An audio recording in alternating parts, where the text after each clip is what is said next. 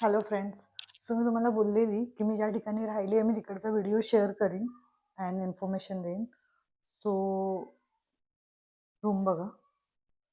ही guys एक family आहे. इंस्टाग्रामवर मला ही रील आलेली. सो मी तिथे कॉल केला. बाजूला त्यांचं घर आहे. ती फॅसिलिटीमध्ये AC आहे, बेड आहे, टेबल. मी त्यांना एक फीडबॅक दिलेला की तुम्ही एक टेबल ठेवा, बिकॉज ह्या सगळ्या वस्तू मला बेडवर किंवा जमिनीवर ठेवायला लागला. बट मी एकटी असल्यामुळे मला प्रॉब्लेम नाही झाला. सेकंड थिंग, वॉशरूम, गिझर आहे, वेस्टर्न टॉयलेट आहे. सो एवढी ही रूम आहे. ठीक आहे, मी बाहेरचा एरिया दाखवते. सो डोर क्लोज केला आहे मी तुम्हाला बाहेरचा एरिया दाखवते.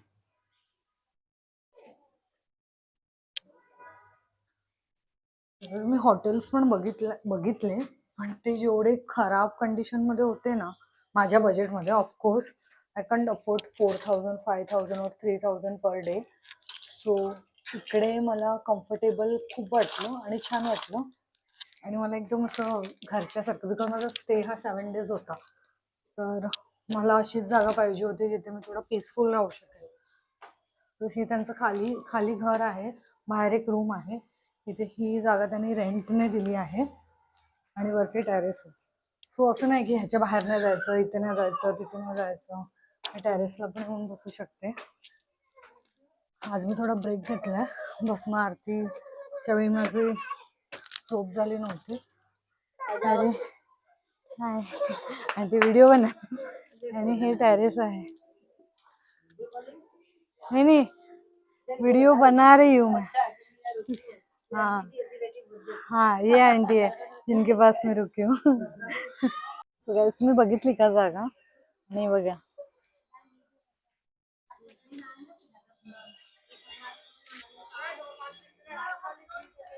ते ऍक्च्युली एकदम घरासारखं आहे.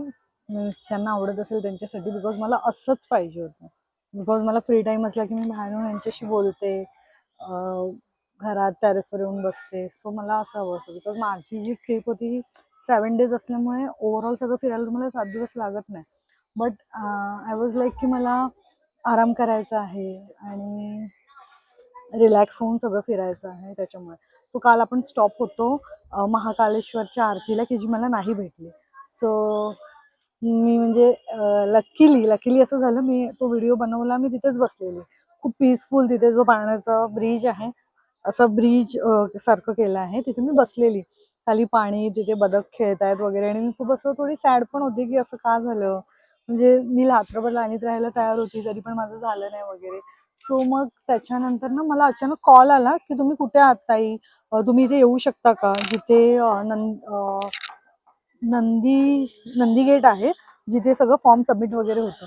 सो म्हटलं हा मी येते. फटाफट. आणि त्याच्यानंतर मी चारधाम मंदिर मध्ये गेलेली. तर मंदिरात एक गुफा केली आहे, तिथे मी फिरत होती. 10 रुपये तिकीट आहे. आर्टिफिशियल बनवलेलंच आहे. तर ती बनवलेली अशी गुफा आहे. तर तिथे मी फिरत होती आणि तिथून जेव्हा मी आली, सो त्याच्यानंतर तिथून मला कॉल आला. मी फटाफट आली. आधार कार्ड वगैरे ऑलरेडी माझ्या बॅगेतच होतं, बिकॉज ते झालं नव्हतं. मग त्या लोकांनी मस्त फटाफट स्कॅनिंग केलं वगैरे, आमचं नाव वगैरे विचारलं. मला कळे ना की आधी नाही बोलले, मग नंतर हा मग एक्झॅक्ट काय झालं. सो मी विचारलं त्यांना. तर मग ऍक्च्युली जे मी तुम्हाला म्हटलं नागपूरचे दादा होते, त्यांनी फॉर्म सबमिटच केला नाही. Because may be they feel guilty की लाईनीत सर्व होते, म्हणजे मी तर नव्हती बट ते आणि ते दुसरी मुंबईची मुलं होती. तर मग आणि मी आरतीला एकटा बसणार, ती लोक नाही, त्यांना तो गिल्ट आलेला आय थिंक. तर त्यांनी तो फॉर्म सबमिट नव्हता केला. तर त्यांना कॉल आला, त्यांच्या डिपार्टमेंटकडनं कॉल आला आणि त्याच्यानंतर मग त्यांनी तो फॉर्म हे केला.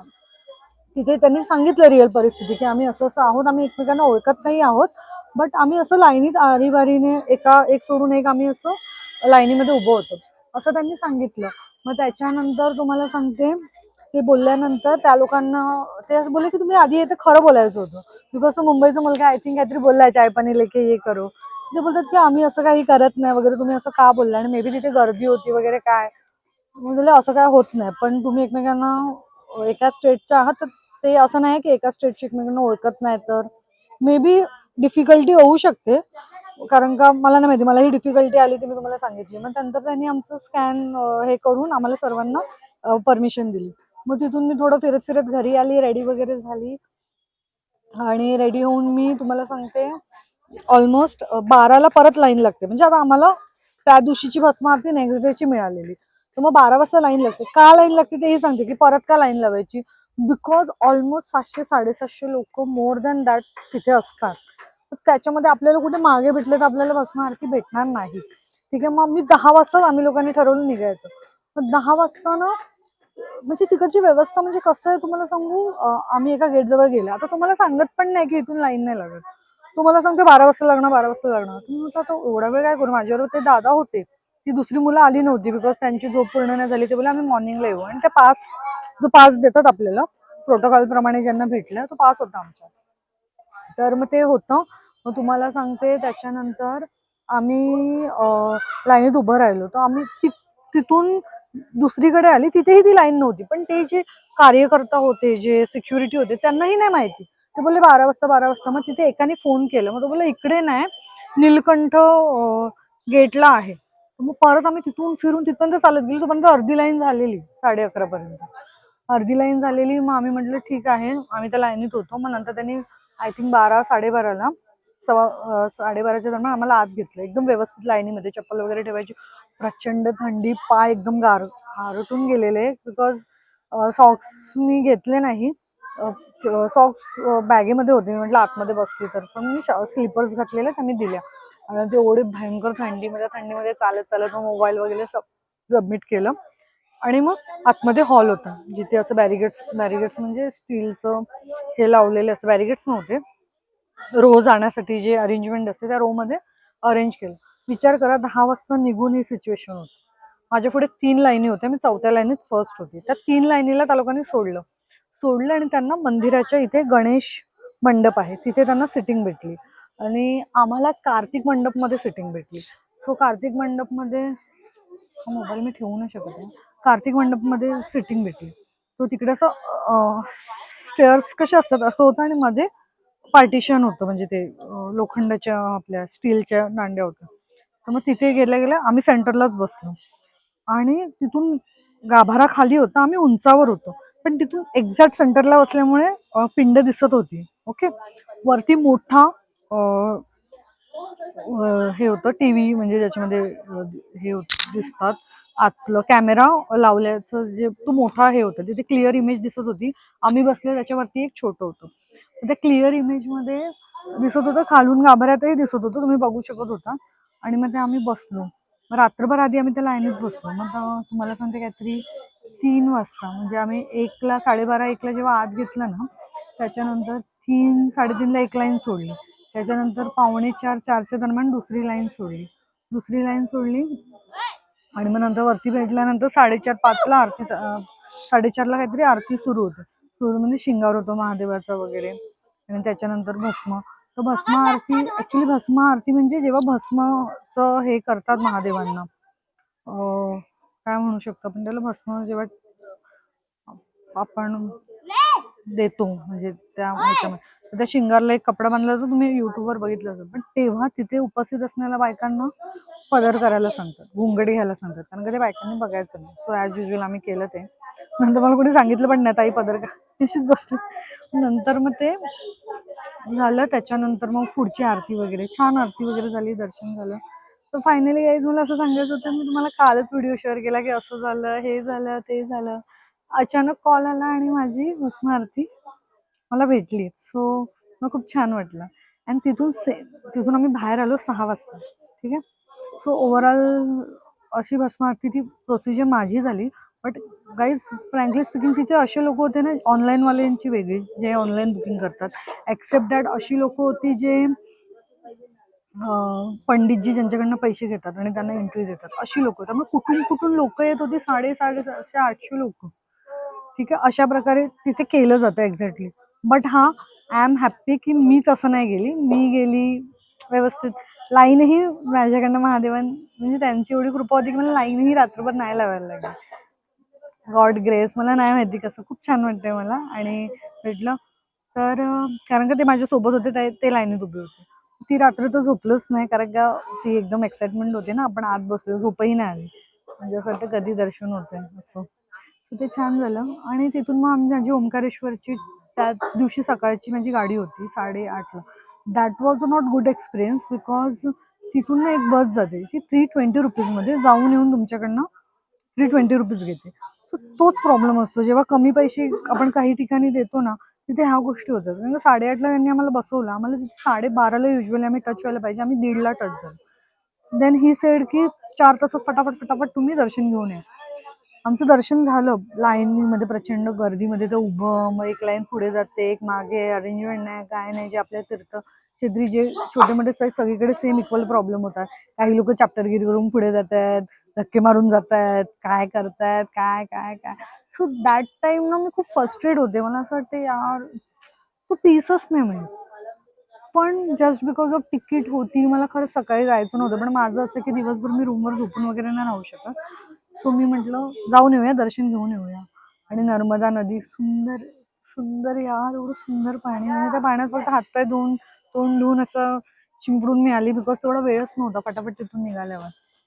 तो हा जशी ही उज्जैनची ट्रिप झाली माझी, तशी तीही मी एक टाइम करेन, कारण का सुंदर आहे ओंकारेश्वर पण, खूप सुंदर आहे. बट हा ॲज युजल जसं मी तुम्हाला सांगितलं की आपल्या तीर्थक्षेत्री स्वच्छतेची कमी, प्रामाणिकपणा तर आता जगात कुठेच राहिला नाही. हे पैसे देऊन जाणं घेणं हे सगळं, मला ती गोष्टीची थोडी मजा कमी होते. बट हा तुम्ही कुठच्या भावनेने जातात ते आहे.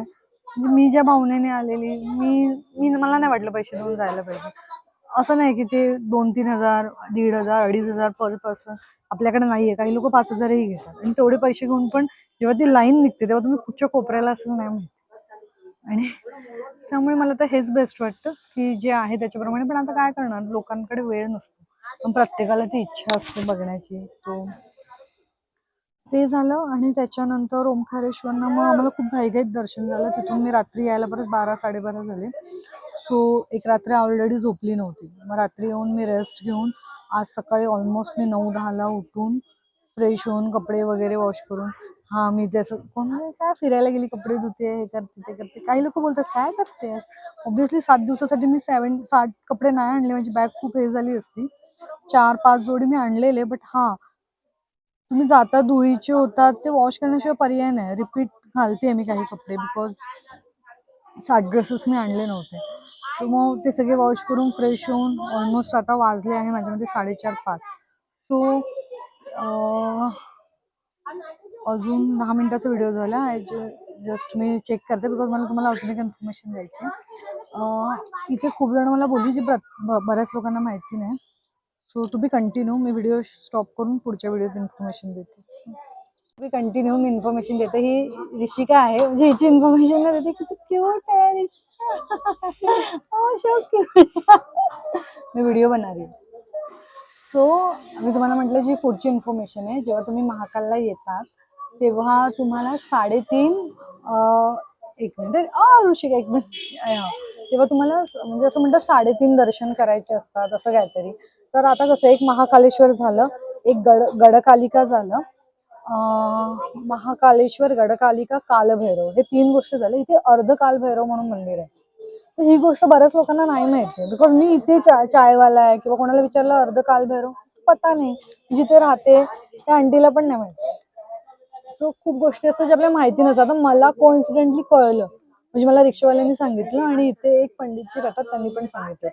सर ते होतं की अर्ध कालभैरव. तर माझा आता विचार चाललाय की इथून तिथे जायचं. 5 वाजले आहेत, आरामात निघून, आणि एक गोपाल मंदिर आहे ते करून की तिकडे जाणार आहे. तर ती पण इन्फॉर्मेशन द्यायची होती की तुम्ही इथे आलात तर तुम्हाला त्याचं दर्शन पण घ्यावं, म्हणजे तुमची यात्रा पूर्ण होते.